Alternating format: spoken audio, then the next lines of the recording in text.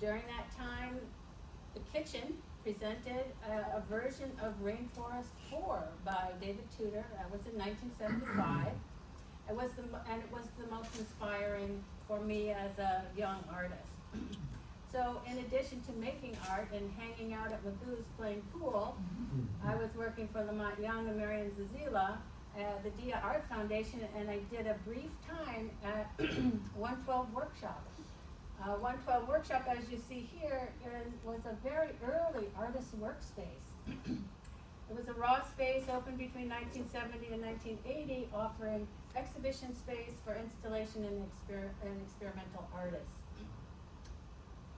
This is me in '79 at Fashion Moda. In the height of graffiti. It's so cute. I'll slip over that one.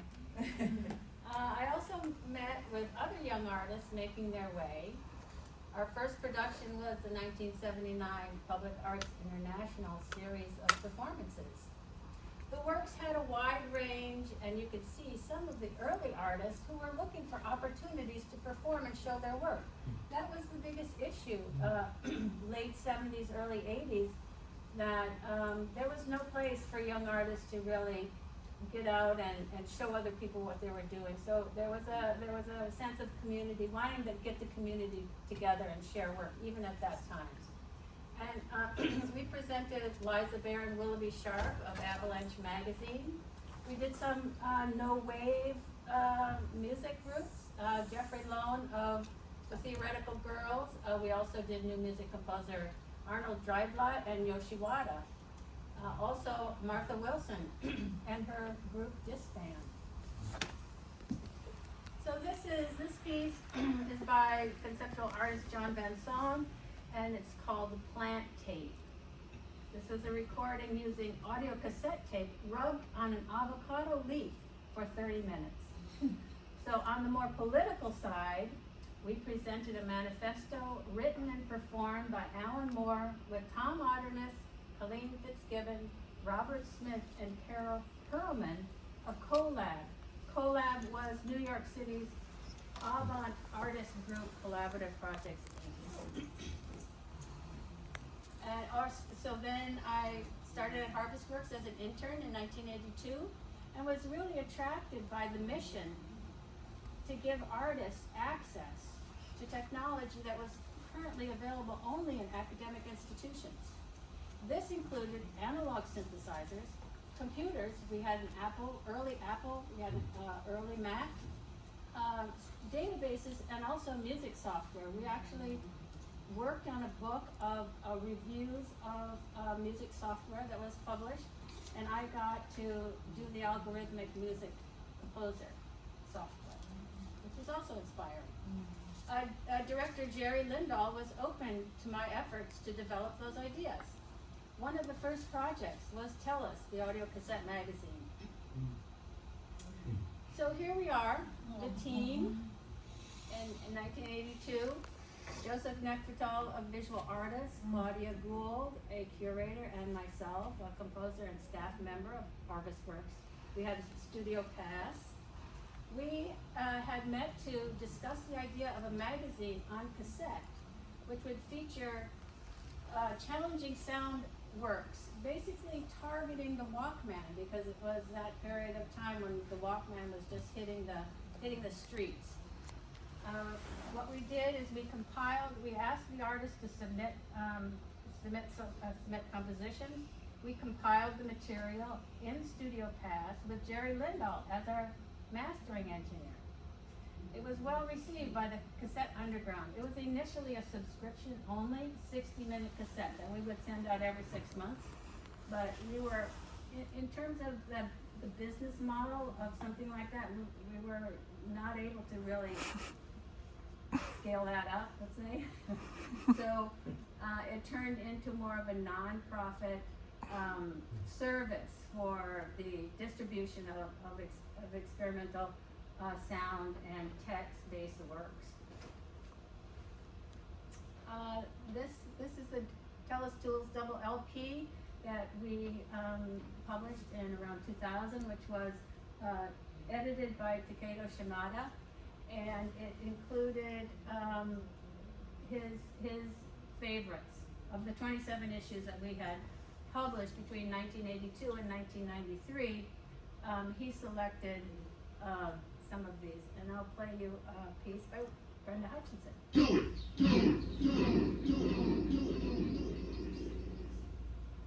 String,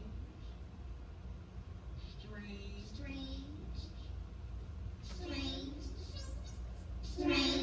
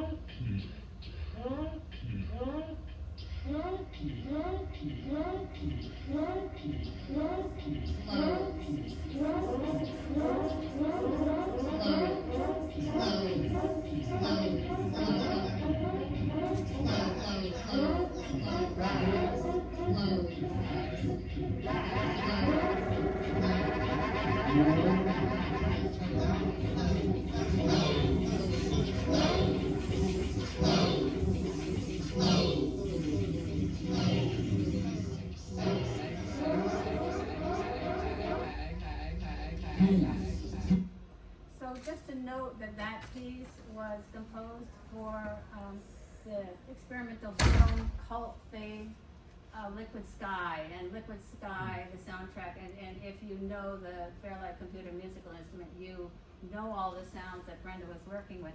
But the director, Slava Zuckerman, was a client of our studio there and met Brenda there, heard that piece, and put it, it's in quite a significant place in the film. So I would totally recommend Liquid Sky. Put it on your upcoming film list. This piece that I'm going to play a little bit of is Longitudinal Vibration by Ellen Fullman, and it's a musical instrument. This was recorded in 1984. The instrument is composed of 50-foot wires coupled to a plywood box resonator.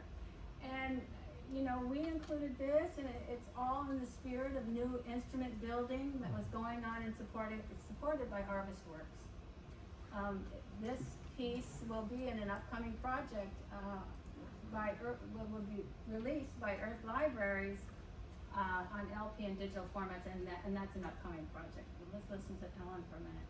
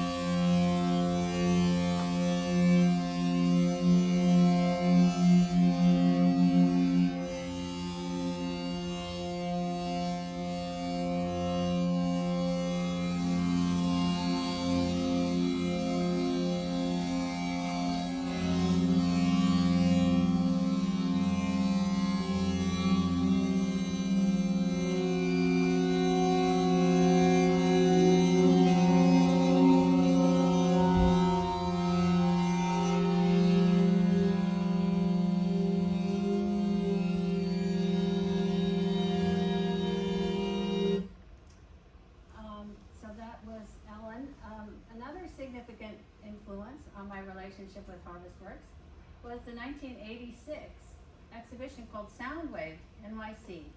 The exhibition was put together by Harvestworks director Jerry Lindahl in partnership with sound artists Bill and Mary Buchan.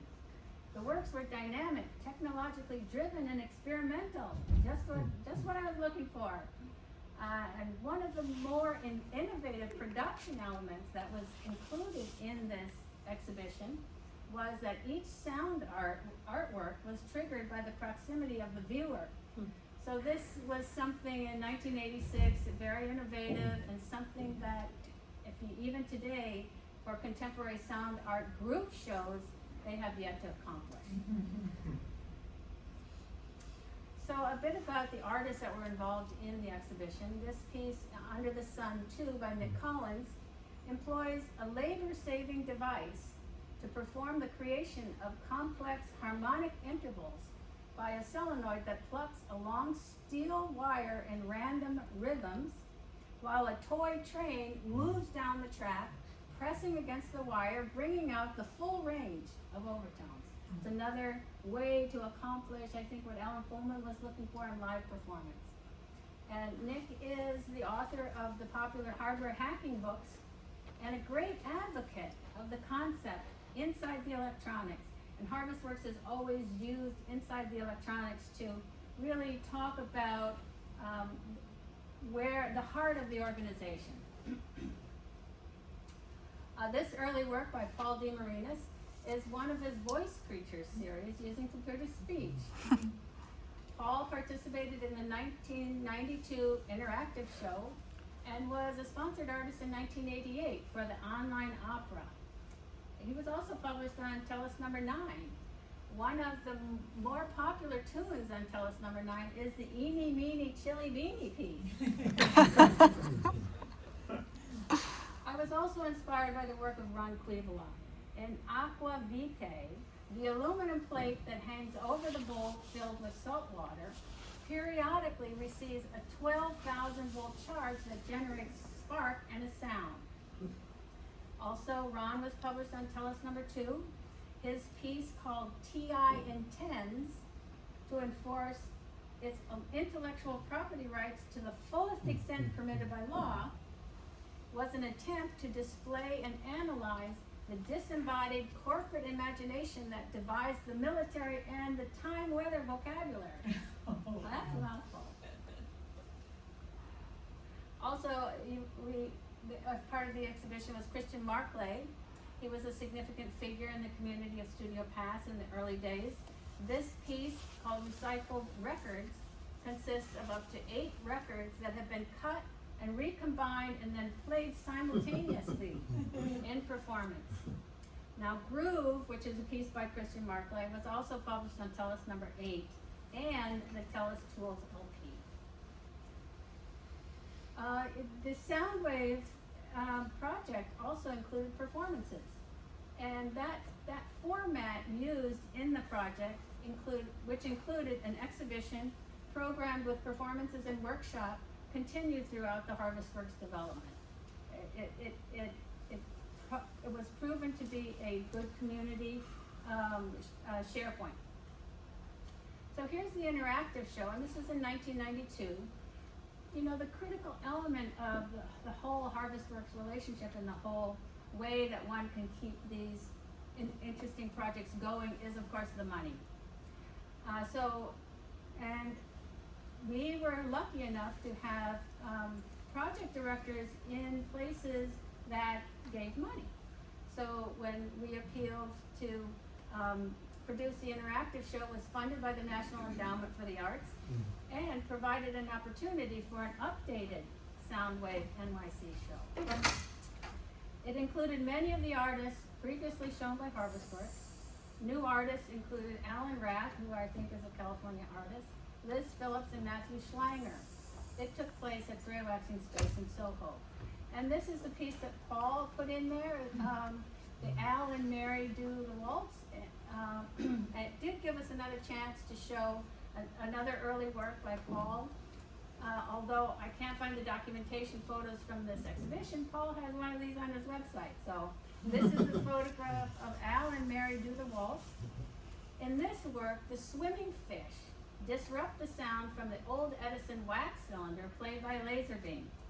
It's just an incredible use of old and new technology. We really enjoyed this piece. We really enjoyed putting together the show, and it was actually kind of a precursor to the whole word interactive. And then I'm just going on here to just show you some of the other productions. And again, funding entities were interested in supporting new work, were interested in technology and art during that period of time between 86, even 92 and 2004 or something like that. So we were able to raise funds for projects like Mixing It Up, which was a symposium about responsive environments and new technologies in contemporary sound and visual art. And that project was part of the interactive technology project, of which we received funds from the Rockefeller Foundation and the New York State Council on the Arts, and also the Andy Warhol Foundation. So the DVD-da, the Festival of Sound and New Media, it's just fun to be able to name shows. Extended Instrument Conference, Ultimate Controllers, New Data, Digital Media Exhibition, all featuring artists that were creating interesting works as part of the Harvestworks community. 2006, Who's in Control? And was about new interfaces for artistic expression, vendors and coders. I mean, the list is long. So then we got into the New York Electronic Art Festival, which we started in 2007, and it was in partnership with the New Instruments for Musical Expression Conference. It was an international conference, very interested in robotics. In 2009, we were at the World Financial Center, which was quite a great venue. And then so 2011, we graduated, or we placed ourselves on Governor's Island in Fort J, St. Cornelius Chapel, and Building 10A and 10B in Nolan Park. So here's some brief pictures from those projects. So here's a Victoria Vesna's Blue Morph, which was an amazingly challenging installation for us and our interns. The ceilings were 30 feet high. We had to rent a scaffolding. But this is what we came up with, what Victoria was offering us, and it was a tremendously interesting space, very successful. St. Cornelius Chapel, Governor's Island. We were also lucky enough to work with composers inside electronics, and that piece was basically funded by the New York City Department of Cultural Affairs.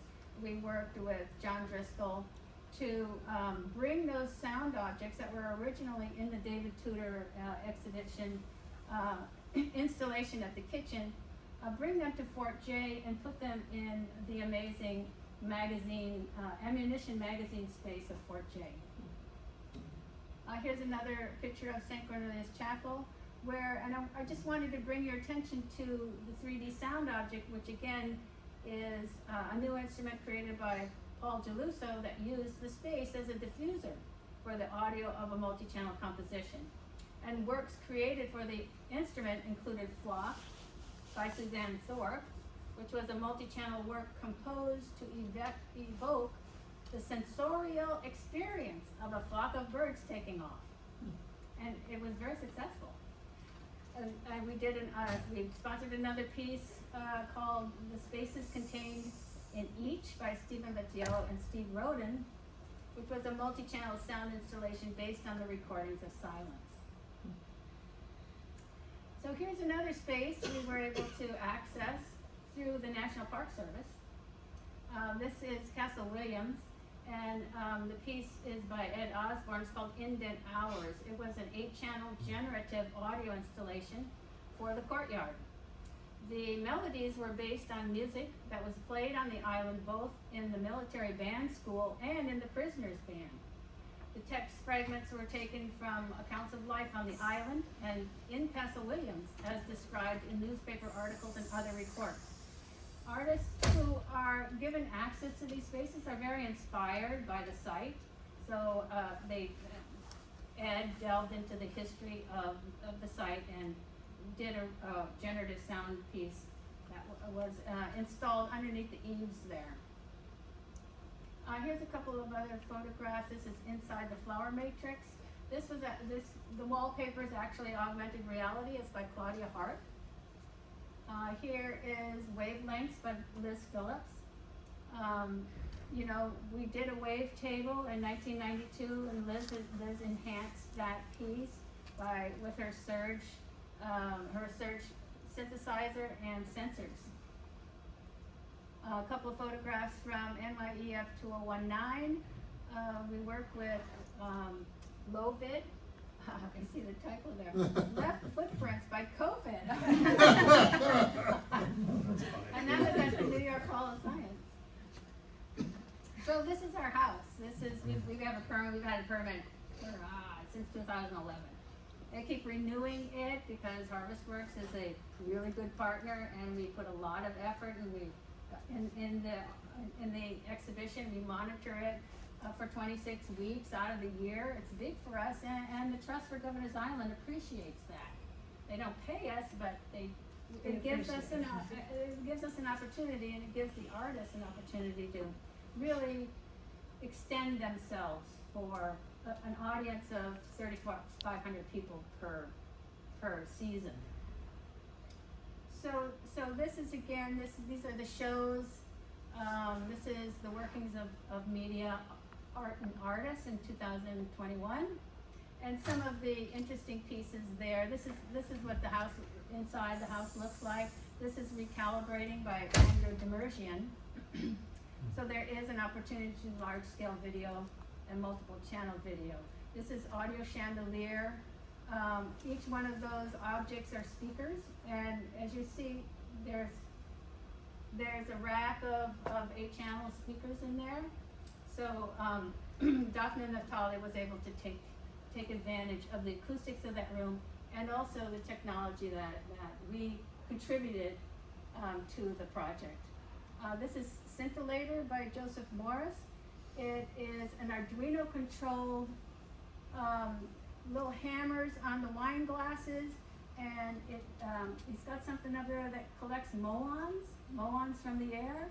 The muons activate the Arduino. The Arduino activates the little hammers on the wine glasses. It's a very subtle piece. Here's Listening and Seeing in 2022 with Mia Masaoka, Surabhi Saraf. Here's Ivana's Command and Control. There was an aspect of that piece where the viewer would look into a camera, a webcam, and then when they moved their eyes, they would make the instruments play. This is a 4-channel video by Idan Velez.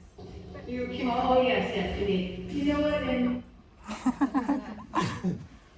Okay, so then fluid. I mean, this was an interesting title for this piece that included Ava Davidova's augmented reality work.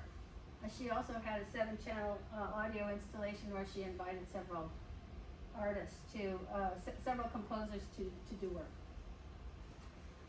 And again, we do performances out there too. We do outdoor performances and we do indoor performances. Anything that will fit on the calendar. So here's the process. The process had quite a few artists. It went for 26 weeks. There was the process spring and there was the process fall. That's why there are so many artists in this show. And we were able to commission and present that work by Bob Alecki and David Behrman, which was really a highlight of the exhibition. Bob brought in a 64-channel square with speakers. Cube. Well, it wasn't a cube. It was just a flat screen with 64 speakers on it, those little parametric speakers. And then again, use the room as the diffuser for his piece, which he collaborated with David Behrman to come up with a composition for a room on the island. And this piece here is Cathedral 64 by Emmett Palama. And these little speakers here, those are parametric speakers, are exactly the speakers that Bob used in his wave field. It must have been a wave field construction in a flat square that he used with David. But it was interesting to have those speakers used by two different artists in the same show, and drastically different. So little things like that happen. Oh, what was that? Oh, I know. So this was Lauren Petty, Sean Irons with Zach Layton. This is the first floor, and again, you see that we really work with artists that populate the whole house with audio and video works. New Waves is fairly recent. It was in 2024. This is a piece, Starcatcher by Adele Lynn and Matt Pinner, and the choreographer there, the movement artist is activating the lights that are strung from the ceiling but it's a Vive piece, so she's using audio trackers to activate the lights on the ceiling. This is Beads by Gisela Gamper, a big video piece, and that's a photograph of some of the audience that we see out there. This is our last show that we did, Elements, and Victoria was in that show with her piece called Sunflower. This is it right here, Sunflower Waves, with Walter Geckelman and Haley Marks. So we've added these screens to the room so that things are a little bit cleaner in some of the rooms. So we devote this to 2-channel video, and then we have 8 channels of sound. This is a piece this Water Vision by Luke Vick. This piece, she had glasses of water that were mic'd and put into pure data, and then the audience would activate the water in the bottles by blowing on a straw, and that's the way that the composition was created. And then that composition was extended over 3 hours so that the installation could go on beyond the performance. This is Tears for Lost Frequencies, and this is interesting because Monica is working with a modulator, so she's bringing in old technology combined with analog synths that Senham is working with there, and and also they had this little 4-channel sound object over there on your left, which ultimately became an 8-channel piece, and using again the room as the diffuser. So I think the artists are interested in diffusing lots, big time.